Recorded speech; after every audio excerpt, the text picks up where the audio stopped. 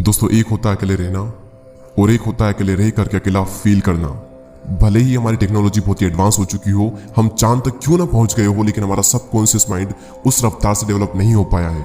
उसे आज भी यही लगता है कि जिस तरह हमारे लिए पहले ग्रुप में रहना जरूरी था, क्योंकि अगर ग्रुप में नहीं रहेंगे तो जानवरों को शिकार नहीं कर पाएंगे, बल्कि खुद जानवरों का शिकार बन जाएंगे।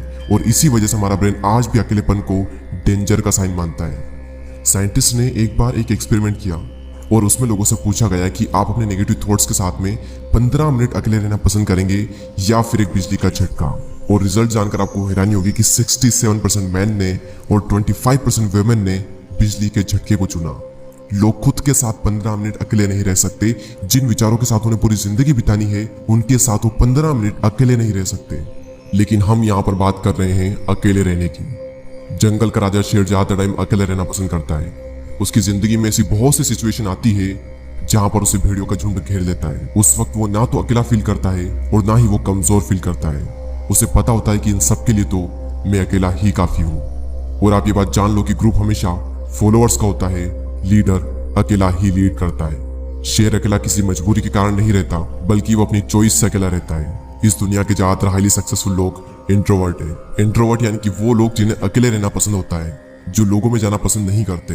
बिल गेट्स, जो कि माइक्रोसॉफ्ट के को फाउंडर है, 7 दिन के लिए बिना किसी टेक्नोलॉजी के अपने फ्रेंड्स एंड फैमिली से दूर रहकर अकेले रहते हैं। और इसका रीजन वो ये बताते हैं कि इससे उनकी क्रिएटिविटी बढ़ती है, उनके माइंड में नए नए आइडियाज आते हैं और अपनी लाइफ के कई सारे बड़े बड़े डिसीजन उन्होंने इसी दौरान लिए हैं। और ये सभी लोग किसी मजबूरी की वजह से अकेले नहीं रहते, ये अपनी चॉइस से अकेले रहते हैं, क्योंकि उन्हें पता होता है कि एक अकेला इंसान कुछ भी कर सकता है।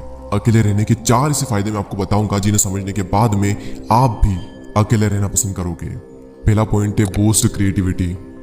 निकोला टेस्ला, जो कि एक महान वैज्ञानिक रह चुके हैं, जिसकी वजह से हमारे घर में इलेक्ट्रिसिटी आ रही है, जिनकी वजह से आज हम इतनी गर्मी में एसी एंड कूलर की हवा ले रहे हैं, जिन्होंने 300 से भी ज्यादा इन्वेंशन किए हैं। उनका कहना यह है कि be alone that is the secret of invention, be alone that is when ideas are born. अकेले रहो क्योंकि यही वो समय है जहां पर आइडियाज पनपते हैं। अकेले रहो क्योंकि यही वो टाइम है जब इन्वेंशन होते हैं। निकोला टेस्ला जब खोज कर रहे थे तो उनके पास कोई भी ज्यादा बड़ी टीम नहीं थी। उन्होंने ज्यादातर जो इन्वेंशन है वो अकेले रहकर अपनी लैब में किए। और रिसर्च बताती है कि जब आप अकेले होते हो और कुछ भी नहीं कर रहे होते हो, तब आपके ब्रेन के DMN यानी कि डिफॉल्ट मोड नेटवर्क में ज्यादा एक्टिविटी होने लगती है। और इसी नेटवर्क की वजह से इंसान क्रिएटिव सोचता है, उसके ब्रेन में नए नए आइडियाज आते हैं। सर आइजैक न्यूटन को भी ग्रेविटी का आइडिया तब आया था जब वो अकेले एक एप्पल ट्री के नीचे बैठे थे। मेरे इस यूट्यूब चैनल पर इतनी सारी वीडियो है, इनमें से एक भी वीडियो ऐसी नहीं है जो कि मैंने किसी के साथ बैठकर बनाई हो। सारी वीडियोस के आइडिया मुझे अकेले में आए हैं और सभी वीडियो की स्क्रिप्ट मैंने अकेले बैठकर ही लिखी है। अगर मेरे साथ कोई है तो मैं कभी भी काम नहीं कर सकता। मुझे एकांत माहौल चाहिए क्रिएटिव सोचने के लिए। सेकेंड पॉइंट है इंक्रीज्ड फोकस। जब आप अकेले रहोगे तो उन सभी लोगों से दूर रहोगे जो कि आपका ध्यान भटकाते हैं। आपका पूरा फोकस बस एक ही जगह पर रहेगा, आप चाह कर भी भटक नहीं सकते। आज से 4 साल पहले जब मैंने अपनी यूट्यूब जर्नी स्टार्ट की थी, तब मेरी लाइफ में सिर्फ 3 से 4 ही फ्रेंड थे और उनसे भी मेरा मिलना बहुत ही कम होता था। उस वक्त मैं ज्यादातर टाइम अकेला ही रहता था और मुझे बहुत अच्छा लगता अकेले रहना, क्योंकि अकेले में मैं एक जोन में होता था। मैं भगवान का बहुत ही शुक्रगुजार हूँ कि उस वक्त मुझे लोग ज्यादा पसंद नहीं करते थे। मेरी लाइफ में बहुत ही कम लोग थे और उसी वजह से मैं फोकस कर पाया और आज कुछ बन पाया, सिर्फ और सिर्फ क्योंकि मैं आइसोलेशन में था। अब ये आइसोलेशन क्या होता है? एक होता है अकेले रहना और एक होता है अकेले रह करके अकेला फील करना। अकेले फील करना यानी कि लोनलीनेस, अकेलापन। इसके लिए आपकी लाइफ में 1 से 2 लोग होने चाहिए, कुछ खास लोग जिनसे आप टाइम टू टाइम मिल लें, अपने दिल की बातें शेयर कर लें और उसके बाद फिर खत्म।